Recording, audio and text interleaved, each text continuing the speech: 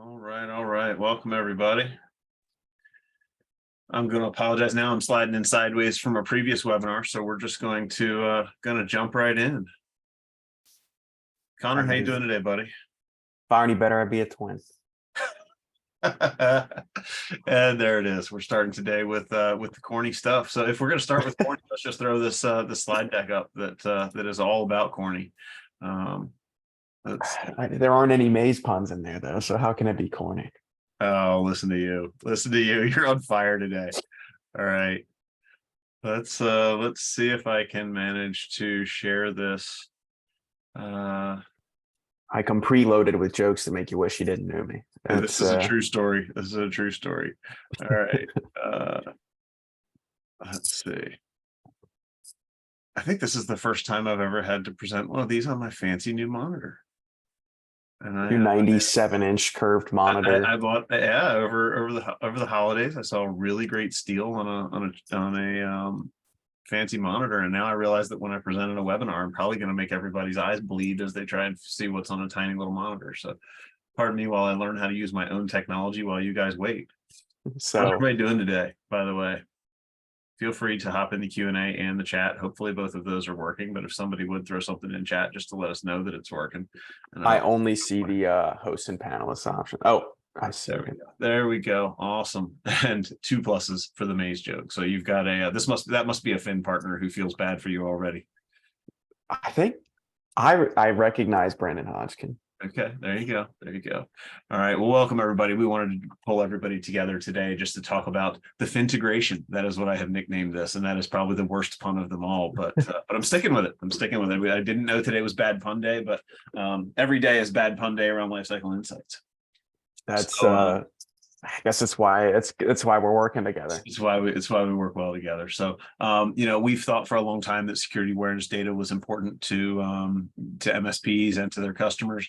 I just presented last week with Wes Spencer and Will Brooks over at Fifth Wall for some Baring McKinley partners, and we had a huge conversation about a big chunk of what cyber insurance companies are looking for today is that everyone on the staff is getting trained, and there's a lot of different components and pieces of that. We're not going to spend a lot of time digging into that part today, but I just think it's interesting, and I think it's there's a huge uptick there. Before we dive too far in, I want to get the disclosure out there. I am an investor in Phin Security, so anything you say on this, you hear on this webinar, is likely very, very biased, and I encourage you to reach out to Connor and make him prove it. So there you go. That's out of the way. For everyone else on this call, Alex is definitely not biased in any way, shape, or form. If you've known Alex, you know he gives everyone a fair shake. He tells you straight to your face whether or not he likes you or not, which is more than most. So yeah, definitely unbiased. And you've got folks offering to invest in the Q&A. So there you go. I can't even see the Q&A. Where's? Oh, you know what? How can I invest in Phin? There you go. Being a partner is the best investment you could give us. That is the corporate answer right there. All right, Connor Small, everyone. He's done for the day. I've been trained by my lawyers very well. You know? All right. So if you don't know us, my name's Alex Farling. I am the one of the co-founders and the channel chief at Lifecycle Insights. I spent 16 and a half years as an MSP. Surprisingly enough, I was in little rinky-dink Dover, Delaware. Connor started Phin not too far from us. So, and I won't even go there. I'm not going to bust your stones about it, but we never had the privilege of being a Phin partner at my MSP, but I sold it in 2020 as Lifecycle Insights started really taking off and helping MSPs solve the problems that they experience around account management, VCIO, really strategic account management for their customers. So that's kind of my story. We'll step in and let Connor introduce himself. For all of you on this call, if we have time at the end, I'll tell you the story as to why Alex and I did not end up doing business together until we crossed paths many years later. I want to see if you can tell that story with a straight face, because then we'll know that you're telling a true story. I always tell the truth, Alex. All right. So tell us a little bit about you and about Phin Security. So I'm Connor. I'm the co-founder and CEO of Phin. I actually started as a software developer building the product, and that ended quickly as we hired much smarter people doing much better things than I could possibly do. As Alex and I joke about all the time. They never let me touch development, so that wasn't the beginning. I guess we made more mistakes than y'all did then, because I just drew pictures with an Apple Pencil and handed it to my developers and went, "Can you make this?" Oh, they loved you for that, I guarantee. Basically we built Phin because we saw a couple of problems that we wanted to solve. One of which was MSPs have a really specific use case for awareness training, and modern solutions required an incredible amount of time to manage. And more importantly, to build high quality programs required you to do everything on your own and teach yourself. So we decided to create a platform that gave you all your time back, made a lot of the decisions for you, and just created high quality awareness training programs that you didn't have to babysit, that you could set them up and forget about it. So yeah, it's like you're cheating on this next slide and telling it all early. But the big reason that we built integrations into these platforms, and Phin included, was because collecting data to go do account management and VCIO work, it requires pulling data out of a bunch of different systems, right? That's the problem we were trying to solve at Lifecycle. I knew I had a sign over my desk at my MSP that said, if you have to do it twice, automate it. And then QBR time came around, and I exported reports out of 17 platforms and pasted them together and put them in Word docs and tried to make them pretty. And I'm not artistic. In fact, somebody else had to make these slides for us today, because I am the farthest thing from a dude who can deliver a pretty slide deck.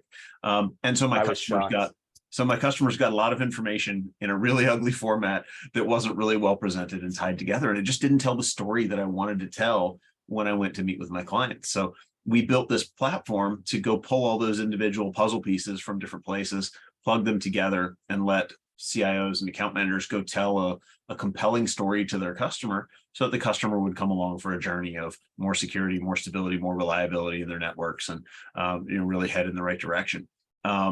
You guys kind of took a similar approach to that, and us integrating with folks who just said, hey, we want to make it easy to manage. We want to make it simple. We want to make it automated.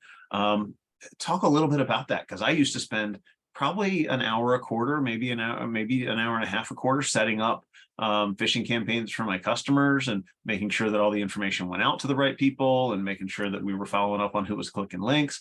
Like an hour and a half per customer per quarter. It was way too.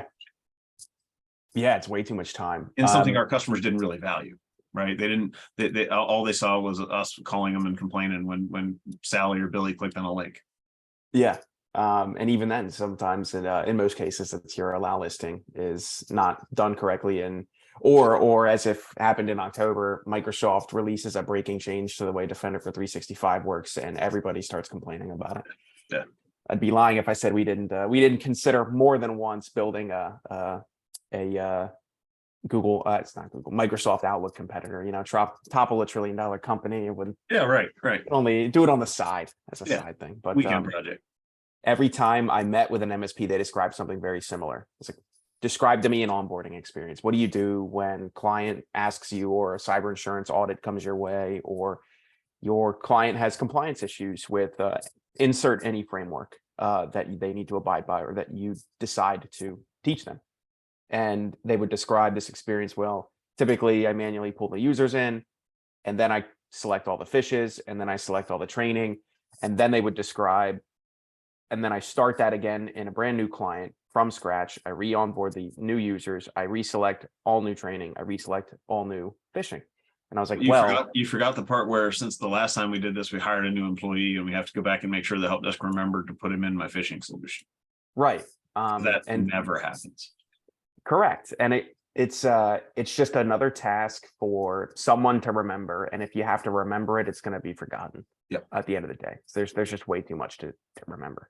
Specifically talking with MSPs, it's like you got a million things going on. So our whole thought was these dashboards are being completely babysat. Not only that, but you're repeating work over and over and over again, the exact same work. Select the exact same fishes, select the exact same training material. And then even in the way it's delivered, you're like, the training material is not great. The phishing isn't really specific to this client. And I had to spend all the time selecting them. And so every time I heard what is typically the newest technician at an MSP explain that process, because they're the ones getting hazed and having to do this piece. And they're the one that gets all the bottom feeder work, right? This isn't fun work. Correct. This is a thing we should hand to an automaton and say, just make it go away. Yeah. Initially, we just started by asking questions, like painting a vision. I was like, hey, what would it look like if, when you created a campaign, you could share that as a template with all your clients and launch that whenever you wanted? What if you created a campaign that was based on topics for phishing and for training that were relevant to your client? Either you could identify them or answer some simple questionnaires. Like, what if you could create this continuous program that would alter itself based upon your client, and you do it once, and then you can share with all your other partners if you want. Like, wow, that sounds amazing. I would love, can I work with Phin? I was like, well, we got to go build that. So I'm painting you the vision that I have. The This sales is, guy is out here selling it. It doesn't yeah, even yeah. exist yet. That's never happened. That was a few years ago, and we have a long way to go. We think there's awesome opportunity in this industry, but we have come an incredible way so far, and we have helped out an enormous amount of more MSPs than I ever thought we'd have come on board, and are awesome people so far. Yeah. But that was it. I asked who's doing this work. Typically, if you're an MSP and you're on the call doing this, you should reconsider changing some things. But if you're like the CEO or the owner, and you're not getting the input from the people who are doing the work, how much time's going into it, the frequency with which they have to do this, the friction points that it creates with your client. Because one thing that's really unique about awareness training, it's one of the only cybersecurity tools that is completely in front of your client at all times. Mm-hmm. So it has the tendency to cause issues. Whether that's like you had mentioned earlier, oh, these people click these links, and then of course you ask them, and they're like, I don't know what you're talking about. So there were really a lot of tools that we needed to give MSPs so that they didn't need to come back into the platform, then go talk to the client, then back in the platform. We needed everything to be distributed to the client that was needed, and everything distributed to the admins of the platform that was needed automatically. And that's where we started, is what sucks about what you're currently using? Why don't you like that? Yeah. How could we make it a tiny bit better? How should this work? And we created, in fact, one of the first conversations I ever had with Connor was, we have to get the word sucks out of your sales pitch. But that's a whole, I remember that. That was at Right a Boom last year. But it's interesting to hear the way you guys talk about security awareness training. And I really like the story. I like where you guys come from, because we're kind of on the same path, right? We're really trying to automate what should be automated, automate the simple, and only add humans where there has to be a complex thing done, or there has to be something that automation can't handle. And to that end, when we started bringing security awareness products into our tool, we have two different reports for our security awareness products. We have one that's dedicated to them. We'll show it to you guys on the next slide. But then we have one that is a combined user story. And as a sales guy, and who just happened to know a little something about technology and was able to fake it long enough for somebody to buy my MSP, I understood the value of telling a story. So when we talk about user security, we tell a whole story. We pull in data from your Microsoft 365. We pull in data from your ConnectWise, or your Hoodoo, or your Ninja, or whatever it is. And we pull data about your users from all those tools, including that security awareness training tool. So when we sit down with an MSP, the one time I'm sure I can get everybody to laugh on a demo is when I pull up this report and go, here's Bob. Bob works in accounting. Bob clicked on 27% of his phishing emails. Bob is also really obnoxious and won't let the support staff put MFA on his phone. So you see here, MFA is disabled on his Microsoft 365. Bob is the one who's going to get you breached. So Mr. Customer, either you need to let me take away Bob's keyboard, or you need to let me, we need to talk about buying some of the other product services, security suite that we offer. We need to have some of these other discussions. Everybody laughs because they know they won't, their customer would never let me take away Bob's keyboard. I really want the customer to go, yeah, you can have Bob's keyboard. He's a worthless piece of crap, but nobody's ever said that, right? So it's a real conversation. And that's where we really dive into what are the individual data points that we can start to plug that pulled together tell that bigger story. And we're really big on that at Lifecycle Insights. And that's why, you'll see the Phin integration has its own report, but it also lives in our bigger user report, where we can show, their likelihood to click on a phish, plus their use of MFA, or their last login dates to 365, and some other things that show whether or not they're somebody who we should be worried about. So as promised, here's our security awareness report from Phin. Notice it is super simple. Right, you can go into Phin and get more detailed reporting. You can dig into reports all day long. When we go to present to a client, which is really Lifecycle Insights goal in all of this, look, we just want the high level items. We want to know, who's likely to click on a phish, who's actually completed their training, and then we put it in red, yellow, and green. So it's so simple, even a C-level executive could understand it. And we put it back in front of your customer, right? I always joke that, we've got the stoplight because every 3-year-old and most C-level executives understand what it means. So the stoplight reporting makes it super simple. So now we know there's 2 users in this particular organization that have some work to do. When we have our quarterly business review, we're going to mention that, and we're going to kind of have that conversation. Go ahead and what are your thoughts on it, on the reporting? I think this is amazing. So there's a few. What I've talked about so far with Phin is the MSP use case that we really honed in on and really want to serve very well. Our overarching goal is a concept I call human vulnerability management, which is actually getting to why are humans bad at understanding how they're vulnerable to social engineering, right? Every single Reddit's recent breach, like last week was announced, was a result of targeted phishing. Yeah. So it's like, okay, well, one, if you're an employee of Reddit, you should be ready to fend off the trolls on your own. So you should expect someone's going to do Should be that. good at it, actually. Yeah. There's a lot of trolls at Reddit. Correct. But why is it that people are notoriously, I mean, I know the answer is that human behavior is incredibly complex. It's very hard to change and even understand. I So thought it's it was definitely way easier than that. I thought it was just ego. no.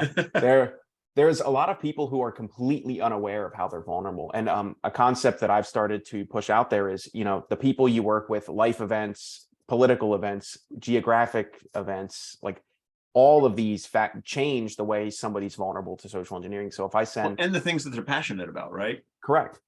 Every human's unique. Why is everyone being treated the same? Yeah. Is a question I have, and I know the answer now after trying to do this for 3 years now. It's incredibly difficult, and I don't think it's a process that'll be ever complete. But one thing that I've tried to get the industry away from is these metrics are awesome, but but sometimes they're interpreted incorrectly. Mm-hmm. So, like we have companies that if people click on fishes, their compensation changes. Like, oh, we should not be doing that. It's, you know what, you've just incentivized that your SOC is going to get every email that person ever gets from here on out. So they're never clicking on another thing again, even if it's completely real. And so there are a lot of ways that not only us as the industry are teaching y'all to incentivize improperly, but that are just in existence right now that we're trying to change as well. Yeah, no, and that's super important. I love the way you're talking about shifting an industry, right? Because you're in an interesting spot in this space. When we sat down and looked at integrations, we looked around and went, holy crap, there's 115 or 120 security awareness training platforms vying for the attention of MSPs. There's a lot of them in this space. So you didn't pick a blue ocean here, right? No. But you're looking at a space that really hasn't moved in a decade, right? We're still trying to do this the same way we did it a decade ago, and the world is way different, right? We know very well that if you sent Alex an email advertising a Lego Star Wars Lego sale, I'm probably going to click the link, right? So you've kind of accepted some of that. Or if you email, I know Kelvin's not on here, which is why I'm going to say this now. Somebody's going to clip this and send it to him, and he'll deny it up and down. But if you send Kelvin a fish pretending to be Ray Orsini, needing you to do something for him, it'll also work. It'll work every time. Yeah, Kelvin Taylor. But we all have those, and some of that's emotional. Some of that is just that we're trustworthy, or we want to believe that who we're talking to is trustworthy. Some of that's just that we're good humans, and we want to believe everybody else is. Yes, and initially we had a lot of companies say, "Well, I have web filters, I have secure email gateways, like this is fine." And I've talked with an incredible amount of companies where their exact statement is, if we make it 10 times harder to get a false positive or a false negative, we just see 10 times more traffic come through. It's like the number of things that end up getting to an employee don't really change because there are nation states that are trying to phish American companies. And it's so cheap for the bad guys to just roll more spam, right? There's really no cost to it at the end of the day. Yeah, there's two strategies. There's the carpet bombing, and then there's the surgical strike. The carpet bombing works just by ratcheting up the amount of carpet bombing you do. The surgical strike works by, if I go to LinkedIn and I get a free account for a tool like Seamless, where I'm getting people's actual contact information at your company, I could phish them pretending to be a person at a vendor that I know you use, because there's also tools that'll tell me which vendors you use. Right. So it's like all of this information is quote unquote publicly available. Yeah. So what's really needed is employees that are incredibly prepared, that the red light goes off in their head, the warning signs go off before they do something unfortunate, which is probably take the business down for a few days at least if you don't have proper backups and whatnot. Yeah. So somebody asked a question, will this be included in the report builder with not just the full report, but an additional page with the overview and statistics? So at the original release, this is the one report along with the user report that will be in Report Builder. So you'll have two different places you can present the detail or the information.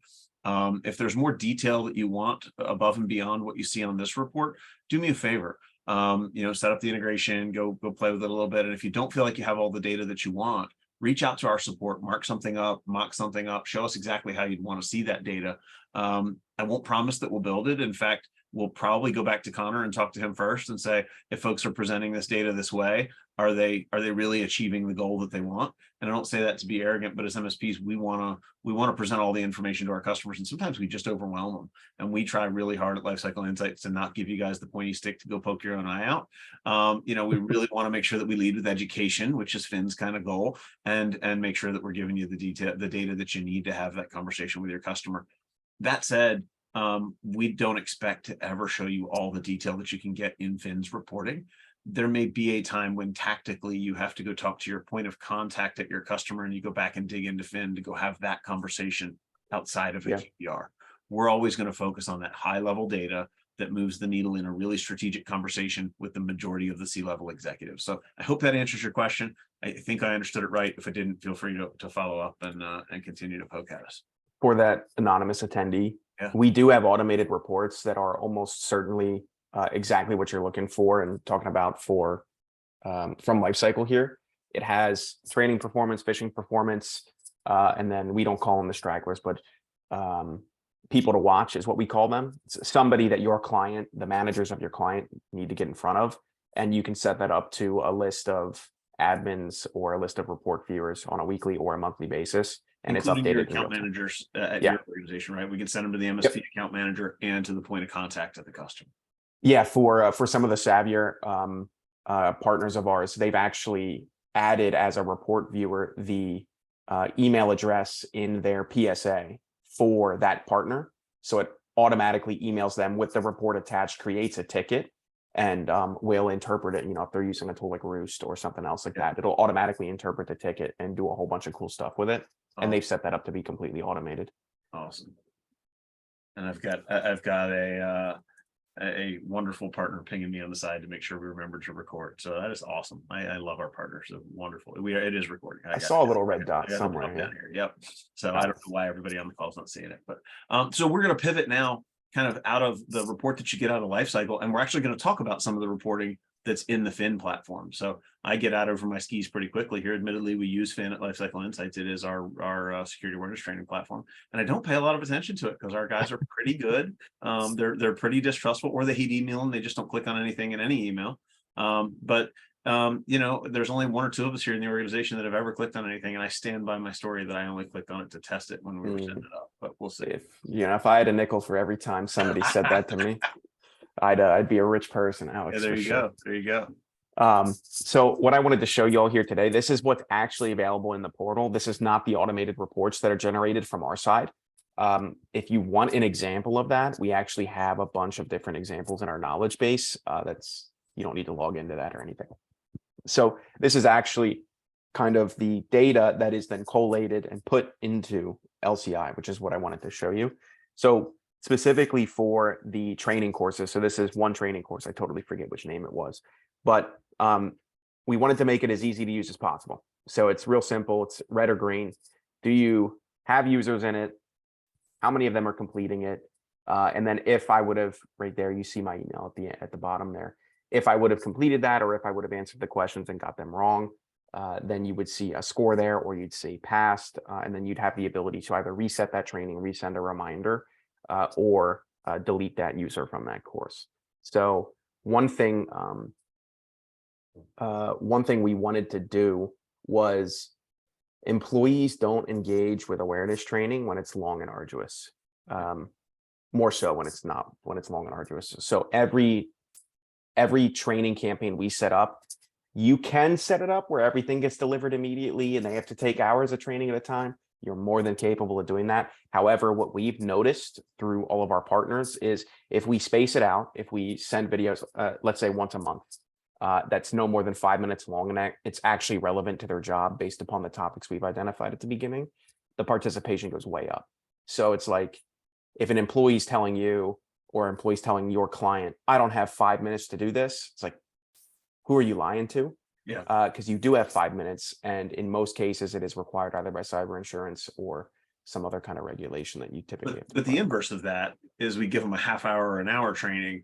And what we find is, later on, there's texting people pictures of the boring slide deck that they're being forced to stare at, and Yeah. not paying attention to it and goofing around on their phone or doing something else while it's happening in the background. Right. Because these long immersive trainings just don't work, right? Yep. Every employee I've ever talked to, and I used to talk with every employee that was using our platform as often as I could if I got permission from the MSP. I would ask them, what do you typically do when your training comes on previously? And they're like, well, I move it to my second monitor. I pet my dog, play with my cat, talk to my kids, say hi to my wife, my husband, whatever it is. And then I come back and I answer the question. Yeah. And then I guess at the answers. It's like, okay, two things happened.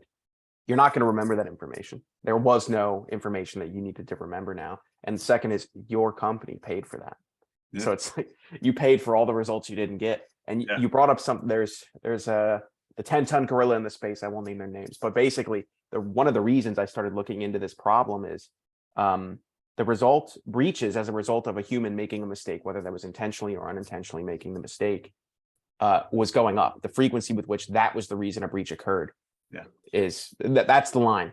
I've looked at the research. Yep. And the profit and the revenue that existing awareness training companies were making was also going way up. I was like, how is it that every company in the entire industry is getting used more on a regular basis every single year for the last 2 decades? And the problem has gotten way worse every year for the last 2 decades. I didn't get it. So I was like, okay, something has to be incorrect. And The company that's try to fix failing it. is making more money every single day. Yeah. Yeah. That's about how this works. So as we start to look at, what we're doing different, some of the reporting is really going to become, some of it's going to be important to the MSP. Some of it's going to be important to 1 or 2 people at the client, at the high level for the entire C-level team, right? We need to be able to give them really big, high numbers to say, high level numbers to say, hey, we're doing the work, we're seeing the result. What are you seeing as far as the reporting that is properly used by MSPs, and how do they put it in front of their client in a way that makes sense? Honestly, the best thing we've done for automated reporting that has worked is we created a concept called users to watch, where it's real simple. It's if people are getting phished in any capacity, and if they're not completing their training in a timely manner, they end up on a table that gets attached to that you can decide to attach to every report, and it's called users to watch. And it's simply when you're adding report viewers in the portal, it's either a manager at your client or it's your own admins, right? Your own people, your account managers, as you had mentioned. Okay, so now we've just identified who are the 7 people that month for that organization that somebody needs to get in front of.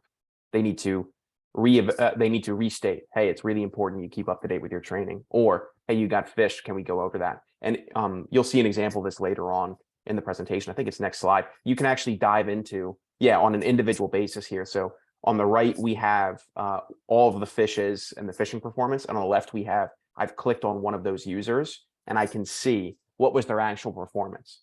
And then you can actually go through, okay, this was the exact phish. What did you do? Oh, I wish I would have brought an example of a learning moment in here. One thing that makes us different straight off the bat, when a user gets phished, it's not a video that they get. It's not a web page they get brought to. It is a handheld tour of that exact phish that got them. And it teaches them everything our platform had to do to alter that phish to get them. I want to take a step back before you get too far off of it and make sure everybody heard the language you used there. This is a learning moment, right? Yeah, it's a learning moment. There's nothing that doesn't sound penalizing. It doesn't sound degrading, right? We're not beating up on the user. We're not tearing up on the user. We're trying to educate them to allow them to move forward. And I think that's a difference to me in just the mentality at the top, at the leadership level of your company, that flows through and is evident in the product itself. Yeah, you're absolutely right. That's a concept that Wes and I talk about all the time that he saw when he was a CISO at a bank, is when you unintentionally or intentionally punish your users, their performance absolutely plummets. Yep. And so what we needed to do is listen. I studied math. I say this story all the time. I studied math in college. I know what it's like to talk with a group of people about something they fundamentally don't care about. I was super excited about math. Nobody else was. Nobody else was. Yeah. And I saw the same thing happening with cybersecurity. Is your employees, they want to show up, they want to do a good job, they want to do great work, and they want to be safe while they do it. Anything that you put on top of that, any punishment, any type of performance standard when it comes to their security, just takes away from that, from their ability to do both of those things. And so we've been asked, can you reassign more fishes, or can you reassign additional training for people that get fished? And the answer is absolutely not. We And could, but we could, right. We could, but what I really saw as an opportunity in this industry specifically was, let's take away all the management so that you don't spend time doing it. But secondarily, that gives us an opportunity to put in place what we believe to be the right principles for actually creating behavior change. And a lot of that boils up to exactly what you just mentioned, is every single thing we do for a user is, how can we make them feel more supported when we give them more training, or when we fish them in a different way. So whenever they fail a fish, it's not a punishment. It's not your manager's going to be in touch with you, good luck. It's hey, we got you. Our platform is designed to get you. Right. So let's go through how we did that. And we teach them, open up the sending information, look at the link. Okay, you should have noticed this is domain impersonation. All of the things that we as professionals do most of the time, right? Whatever, I'm a C-suite now, so maybe I'm losing my touch, but all the things that we do. Don't worry, we'll give you a color-coded report that even you can read. Thank you. Yeah. Just I'm actually red and green colorblind, so the stoplight analogy is, a little lost on you. sometimes. Yeah, that accounts for like 3% of the C-suite that can't read these reports. Okay. Yeah, I guess. It was what we wanted to make sure was happening was that people felt supported, and that we could help. We could make the good decisions for the MSP. It's like, you don't need to be. You're asked to be experts in everything, but you shouldn't be. You should be working. Worse. Yeah. Nothing's worse than that 5 minutes, 10 minutes, hour, day, week, whatever time you spend waiting, wondering, oh crap, what's going to happen to me since I clicked on that link, right? Everybody's had that. I know there's an uncomfortable conversation coming from management. Yeah. And I don't know if I'm going to get fired. And as MSPs, you guys have all had it. One of your customers emailed you and went, we need to talk. Right. Or I need my cousin's nephew's uncle's kid tells me that I should have all the passwords for all my devices. Right. And immediately your heart just sinks. Right. Mm-hmm. That's what happens to an employee when they click on a fish and they go, oh shit, like what's going to happen? Am I going to get fired? Am I going to get yelled at? Like and that is so counterproductive to training and education. And I think you guys are really attuned to that. I think you're aware of that. And I think that's one of the things that really attracts me to the platform and to the team you've got over there, because I think you guys are building the right things. Yeah. With the right intention. Turns out when you ask people how they'd like to be treated and how we can help them solve their problems, so they'll tell you. Yeah. You should probably just listen. Yeah. Well, we had a really small MSP on a Lifecycle Insights onboarding call last week. And he says, man, I just can't tell you how grateful I am for all the time you guys have spent with me. And I know I'm small, and, I'm just really surprised that you guys spend time with us like this. And he said, man, there's only one way I'm aware of to make raving fans out of customers, and that's to give them what they want and what they need. So, you and I kind of agree on that standpoint. So, with that, I think we've covered everything. Is there anything that you wanted to talk about that we haven't touched on today? We'll get into where you can learn more information about Phin and Lifecycle Insights, but anything we need to do before that? I don't think so. We're going to be at a ton of shows this year. Yeah. Right. One thing we're known for, I'll show you this. We are known for high quality t-shirts. So this is a Jaws themes t-shirt. I have I should have worn my Phin t-shirt. I have one that I love. I like the Matrix one better than that, but they do have t-shirts. Yeah. The Matrix one, I think you need to reboot that one and bring it back. Yeah. One of the reasons we're so successful is because our dedication to the community. And that's not just lip service that we pay. That's where we started. I'm involved personally in all of the Slacks and the Reddits and the Discords and MSP Geek. And I'm at the conferences as much as I can be. I can't be everywhere at once, but there's only 150 conferences this year. I don't know why you can't be at all of them. Yeah, I know. Yeah. I'm getting married. So 2 weeks. There's 2 weeks out of the year I can't do anything. Right. Yeah. And so if somebody wants to learn more about Phin, number one, they will be at Right at Boom next week. Yep. You'll also be simultaneously at Evolve. Likewise Evolve. So will Lifecycle Insights. We'll both be at both of those places. So we'll be hanging out together. If you guys want to experience the Phintegration, I still love that name. I'm gonna talk about that forever. And if you guys want to check it out, if you use one product or the other, great. We'll show you where to go find the other one. Both of us have free sign up pages up here. Lifecycle gives you a 30-day free trial. We are month to month, no commitment, so we try and make it easy and frictionless for you to do business with us. I recognize a lot of names in the chat, so I'm guessing most of you don't apply to the 50% off your first 2 months. But if you are a new partner to Lifecycle Insights, you'll get a 30-day free trial and then 50% off the first 2 months after that.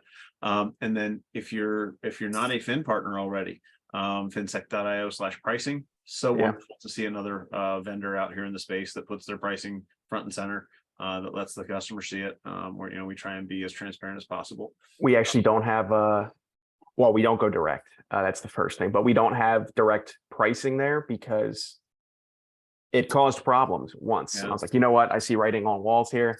But if you go to this page, it will tell you, you can reach out and we will send you the pricing. You're not going to get enrolled in marketing emails. There's even a link to a 35-minute demo that I filmed myself.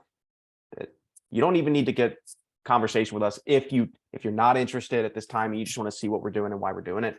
That is a 35-minute demo of everything. Nice. And yes, there's nothing hidden. So everyone can see. A lot of people are not upset, but they're like, wow, you'd put everything out there. It's like, just watch it. Don't waste my time. Don't waste your time. Just get a demo. Yep. For those of you in the chat, I see a bunch of existing partners. I'd love to see if you have any advice for the other folks here, if you could put that in the chat for them. And for people who aren't current partners of ours, which I don't recognize a lot of the names, ask questions. We are quite possibly one of the most open and honest and transparent companies you would ever work with. And we're always, always, always happy to chat and give you honest feedback. But yeah, we do have month-to-month options. That was a big thing for MSPs. We do offer volume and annual discounts there. Cool, awesome. So I'm just responding to a quick question, but the question is how much of the Phin reporting will be coming into Lifecycle Insights. Even as a VCIO, we like to see that information, even if we don't present it to the company. We see Lifecycle Insights as a client-facing reporting package. So we really are a business analytics tool, takes data out of multiple systems, builds a client presentation, and puts it back in front of your customer. So the information that we present will most likely be what we expect, or that we pull will most likely be what we expect you to send to your customer, and it'll have that slant to it. That's not to say you can't give yourself the, set up the automated reporting, have it email your ticket system. We always had our of these kind of reports go to our ticket system and land on an account management board, and then the account managers would be forced to look at it and see it every month. And I would know as the owner that they had done it because the tickets got closed. Right. So there's a lot of ways you can put that information in front of yourself on a regular basis. Importing it into Lifecycle Insights is just going to cause a mess and confusion if we try and pull everything that they do. But if there's a client facing piece of data that you want that we don't have, by all means, reach out to us, support at lifecycleinsights.io. Tell us what you need and why you need it, and we'll probably go meet you in the middle there and build what you need to have. So that's our 2 cents there. Now, if you want to reach out to either one of us, don't hesitate. I meant to did I put our LinkedIn's on the beginning? I did. So this is where you can find information about us, but let's run back to the beginning. If you guys want to chat with either one of us, Connor and I are both, I didn't put our LinkedIn's on these slides. I'm usually pretty good about that. But if you guys want to reach out to either one of us, don't hesitate. We love to chat with partners. We love to have conversations with you guys. So as Zoom is going, I just had a customer call me about an email and said, that Phin training would have prevented. Coincidentally, it's an easy pitch. It's an easy pitch today. That probably would have been a tougher pitch yesterday, but that's awesome, Jacob. We would love to hear that at least you have the right tools in your toolbox. Yeah. One thing I'm seeing a lot of, not only for you, Jacob, but for others, is this is a problem. People making mistakes is a problem that is very easy to communicate to your clients, and it's something they're already aware of. So we've seen a huge uptick in interest.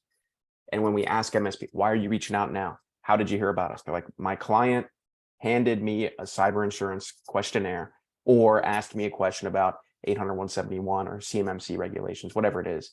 And they're like, And I didn't have an answer. And so here we are. I need something in 3 days. It's like, oh, okay. I guess we could help. Months of payments. Yeah, I've heard that too. We worked with a partner that several months before they started working with us lost like 40 grand to somebody new. I talked about the scenario earlier. Somebody impersonated a third-party vendor that they would work with, said, hey, can you change the bank account information? You know, it's a tale as old as time. Yeah. And they did, sent 40 grand, and then they caught it after it was way too late and the money was already gone. So, yeah. No, there's a lot of Saudi princes out there making out pretty well on this deal. yeah, that's what people think it's going to be, the Saudi prince or the scam, and in reality, what good social engineering They've looks gotten like. better at it, right? Yeah. They've started to learn what works. They've started to learn what we fall for, and they're really making a push towards Correct. towards the things that work. And Yeah. as we get better, I liken it to the cartoon where the guy's putting his fingers in the holes in the dam, right? As we Yeah. put our finger in one hole, water, they'll start to do, they'll figure out another one that works, and they'll move to Yeah. that. And that's why continuous training is the ask that the insurance companies have, right? It's not annual training, it's continuous training to make sure that we're doing more than just once a year, check a box on a 5-minute video and pretend like we actually trained our team. Yep, absolutely.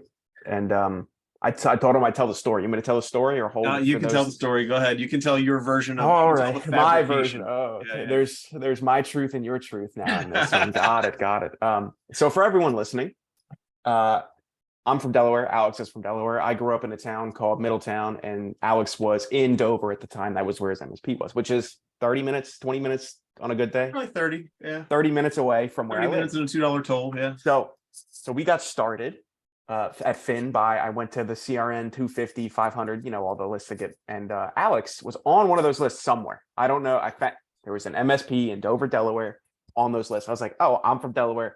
This guy's from Delaware. I can make a set. We're Delaware boys. We help each other out. And so I call Alex.